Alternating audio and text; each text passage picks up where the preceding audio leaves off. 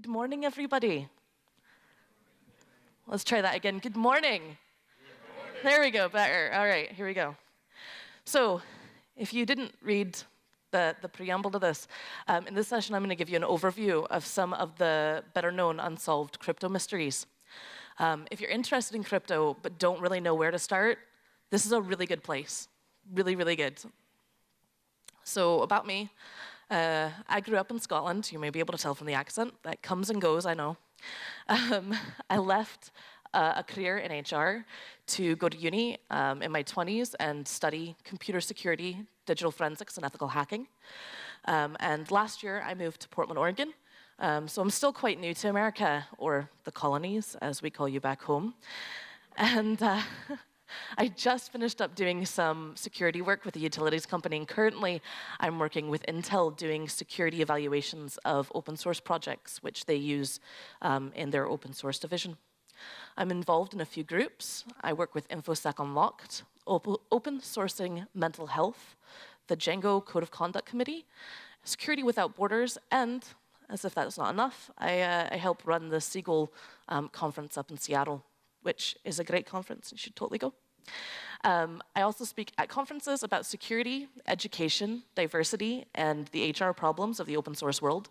So when it comes to question time, feel free to ask me on any of those subjects.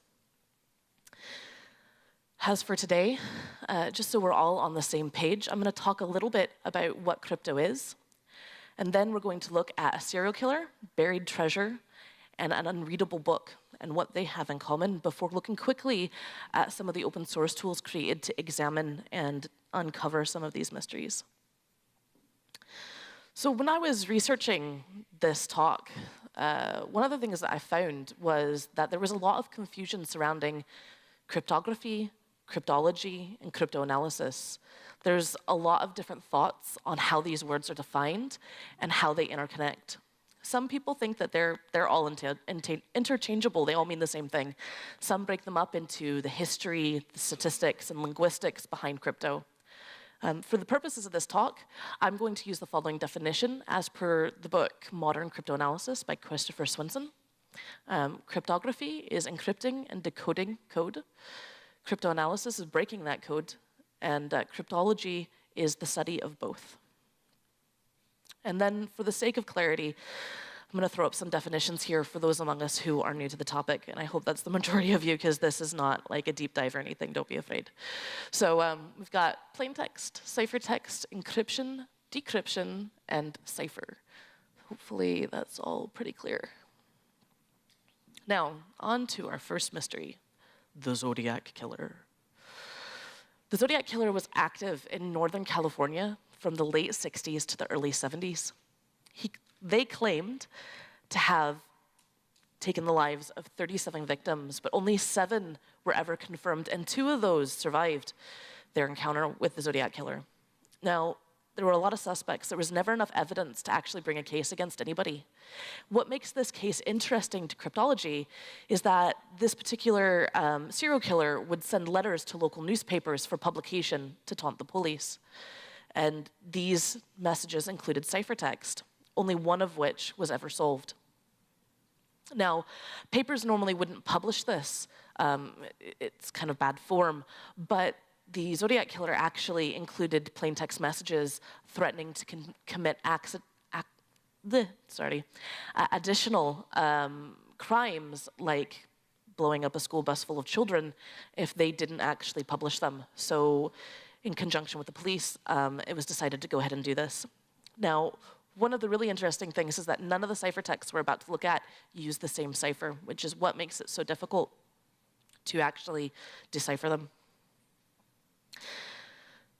The ciphertext messages haven't actually been named. They're just called by a designation of how many characters are in each message. So this is 408. And it was sent in 3 parts to 3 separate newspapers. It was actually, this is the one that has been solved. It was solved by a high school teacher and his wife in about a week's time. And I haven't shown the plain text message here because it's rather obscene, but you can find it on the internet if you're so inclined. The cipher was a homophonic substitution cipher. So rather than a one-to-one substitution, the Zodiac Killer assigned multiple symbols to each letter in the alphabet. And though this was a good pattern, except for the last 18 symbols, which didn't match anything. And it's thought that these last 18 symbols were actually filler to make sure that each newspaper received an equal portion of the message. Attempts have been made to anagram that text. However, there are 740 billion ways to anagram an 18-letter string. And so it's difficult to parse candidate solutions, and nothing meaningful has yet come out of those attempts. It's interesting to note that the rotation of the letter symbols was consistent until the last 18 characters, lending credence to the filler explanation. Now, the Zodiac Killer appears to have been a bit of a bad speller, or perhaps they struggled to follow their own cipher key, as there are spelling errors throughout the text. Now, these errors are almost entirely seen to be where symbols are very similar. So you get mote instead of most, where the symbol for A is a filled-in triangle, whereas the symbol for S is a triangle with a dot in it. This is message 340, and it is currently unsolved. It was sent to the police in November 1969. There's a number of notable differences between 340 and 408. The most obvious is that it's 68 characters shorter, which gives less to analyze. And then probably more difficult is that 7 symbols that were in the previous text were actually removed from this text, and then 16 new symbols were added in, making pattern identification even harder. Pictured here is message 32. Now, it's unsolved, and it was sent to the police postmarked June 1970. It was accompanied by a plain text message, as you can read, if you can read that handwriting, that when solved, the cipher text would reveal a location of a bomb, which was timed to go off. Now, it was never solved, and the alleged bomb never went off. So it's debatable whether there actually was a bomb. But the ciphertext has 32 symbols in total, and 28 of those are entirely unique, making analysis nigh on impossible. It's essentially a one-time pad, and it's not believed that this particular message will ever be solved. This is message 13, and it was sent in April 1970. Now, it has the same problem as 32. It's too short, and 8 of the 13 symbols are entirely unique. The community that has been built up around trying to solve the Zodiac Killer ciphers is really plentiful, and there's a lot of people there that are really interested in this and who know their stuff. So if you're very interested in trying to jump in and get to grips with crypto and crypto mysteries, this is a really good place to start. Our next topic is the Beale Papers. These originated in 1885. There was a leaflet circulating that claimed that in 1820, a man named Thomas J. Beals buried treasure somewhere in Bradford County, Virginia. Thomas supposedly entrusted the ciphers within the box to an innkeep named Robert Morris before disappearing like a hobbit with a magic ring. The treasure is currently estimated to be worth $43 million. And the ciphertexts which were left behind the papers, there are 3 of them. And supposedly, the first reveals the location, the second reveals the contents, and the third reveals the owners and next of kin of Mr. Beale. Now, it's said that this innkeep waited 23 years before ever even opening the box. And then, upon opening the box and reading what was inside, he immediately closed the box back up again and ignored it for 3 decades, where upon his deathbed, he gave them to a friend. It's claimed that this unknown friend spent 20 years trying to solve the riddle, and he succeeded in solving ciphertext 2, which revealed the contents: gold, silver, and jewels. The key that he used to solve the cipher was the Declaration of Independence, which makes me wonder if he was speaking to a Mr. Nicolas Cage. If he didn't do that, then how he figured it out is a total mystery to me. The other two ciphers, however, have proved far harder. As of today, there have been no recorded successful decryptions. Many people actually believe that they can't be solved, and one popular theory describes them as some kind of Masonic fiction and an allegory for the parable of the secret vault. Now, I'm not a Mason, so I don't know what that means, but maybe some of you do. Now, I know that I may be going through this a little quickly today, and I'm sorry. Our last stop on this whirlwind tour of crypto is the Voynich Manuscript. Now, this is utterly fascinating to me. It's probably my favorite crypto mystery. So for those of you who don't know, the Voynich Manuscript is a 240-page mystery. It's named after Wilfrid Voynich, who acquired it in 1912. Now, throughout its life and its investigation, it's been attributed to many authors, one of which was Roger Bacon, like the food, who was a I can't even get this out this morning, I'm dead sorry. Hold on a second. Let's try this again. Roger Bacon, who was a Franciscan friar. Then after that, it was attributed to Albertus Magnus, who was a German Dominican friar. Then it was suggested that it was done by John Dee, who was an English esoteric philosopher. And then Edward Kelly, who was a spirit medium who worked with John Dee. They've all been suggested as the original author of this document. Now, carbon dating has actually dated the book to the 1500s, and so that rules out John Dee and Edward Kelly as authors. Some even suggest that Voynich himself fabricated the document, but this would also be discounted by carbon dating. Other people have suggested the manuscript is a work of, now stick with me on this one, Raphael Minish. I think I deserve a word for getting that right, who was a cryptographer and who claimed that he had created an uncrackable cipher in 1618. And it's believed by some people that this document was actually created as an example of that unsolvable cipher. If it is, he's done a very good job of it because nobody can read this thing.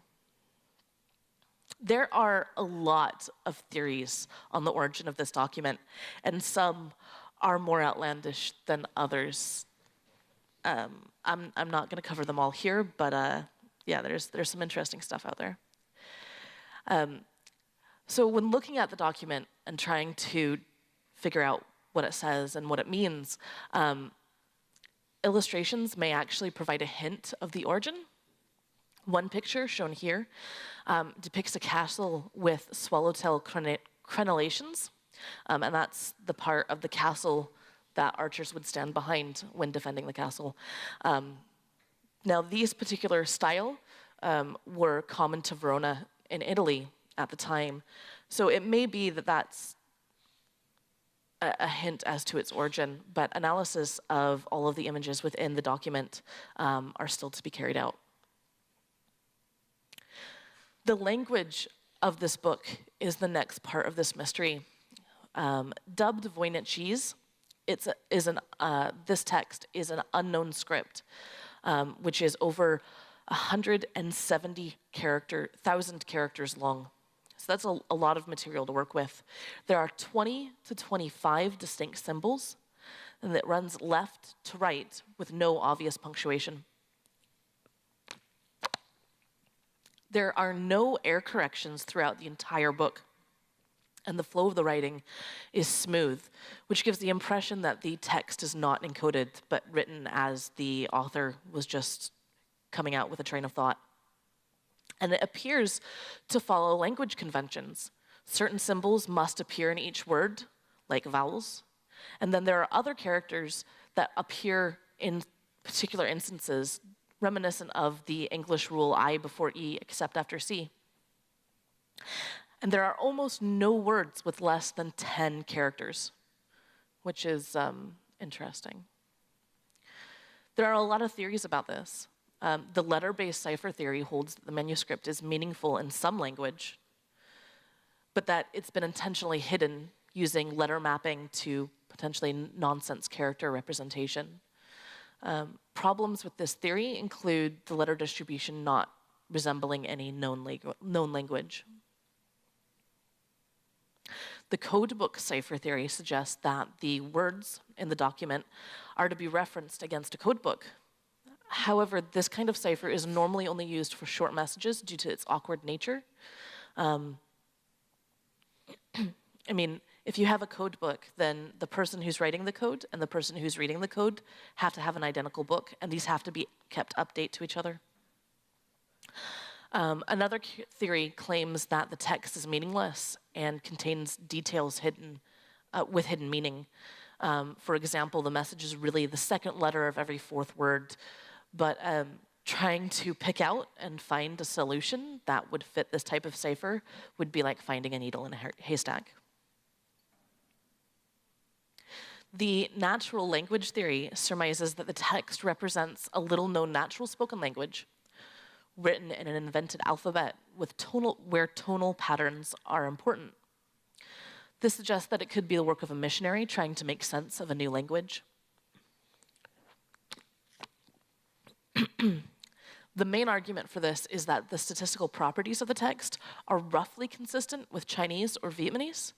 And there's further support that this text appears to break the year up into 365 days in break the year of 360 days into groupings of 15, which is also seen in the Chinese calendar. There are a lot of unsolved crypto mysteries out there. Dorabella, Tarman showed, Cryptos, which is fascinating. Cryptos is a series of statues outside government buildings that were actually encrypted by the artist who created them. They're very interesting, and the McCormick ciphers. So there's a lot here that you can delve into if something that I have spoken about hasn't really interested you. And I highly recommend it. Like I said, it's a really good way to get started with crypto, and it's a really good way to understand some of the fundamental properties that underlie crypto that we use today. As for the tools that are being used and created in order to work with these mysteries and try and solve them, there are quite a few out there, and I'm just going to go over some of the more common ones and the ones that interested me most. The Voynich reader is really great in that it allows digital browsing of the document and allows you to do string searches. It also has some interesting statistical generation facilities, which is great if you're trying to do analysis. ZK Decrypto, this is a brilliant program. Its original purpose was to attempt to solve the Zodiac Killer's 340 character message from 69. The program has actually been advanced to the point of being able to solve general case homophonic and monophonic ciphers, and it's actually now considered to be an open source workbench to use in solving general classical crypto-style ciphers. And it can actually solve the Zodiac Killer's 408 message automatically all on its own. The next one is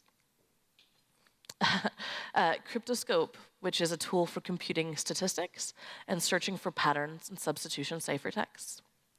Then we have CryptoCrack. CryptoCrack is a freeware software that can solve over 45 different classical cipher types, and in many cases without having been fed any plain text or the key length. It can just do it all on its own.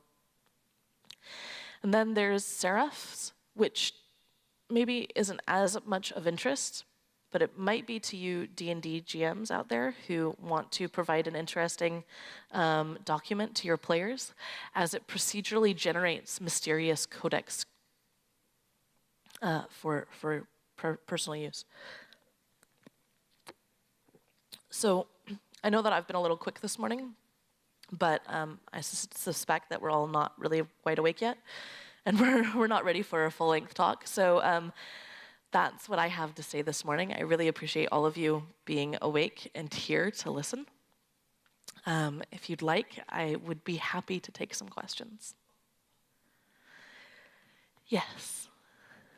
Hi, Tibbs. Good morning. Thank you so much for presenting to us. My question for you is, excuse me, I lost my voice. No, it's all right. But if I wanted to be an aspiring crypto nerd or solve crypto mysteries, do you have a beginner's guide or any suggestions on what I should or should not be doing? Okay, so the question was, if I'm wanting to get started as a crypto nerd, what should I or should I not do? I personally would start with the Zodiac Killer ciphers because there's a lot of information there. There's a lot of people that are interested in it, and there's a really friendly community surrounding it. They have forums, IRC channels, all sorts. So that's where I would personally start. The great thing about working with crypto mysteries is that you don't need to worry about failure. They're already going to be impossible to, or we consider them impossible to solve. So any headway that you make is really great, but the likelihood is that you're not. So it's a great place to get started without having to worry about producing results. That's what I wouldn't do, is worry about producing results. Just enjoy the trip, enjoy learning, and have fun with it. Thank you for your question. Any other questions? I can't really see hands or anything, so just start shouting. Okay, I think that we're done then. In that case, I would like to thank ISSW for having me. I'd like to thank you again for being such a great and attentive audience, if you are awake. And I hope that you enjoy the rest of the conference. Thank you very much.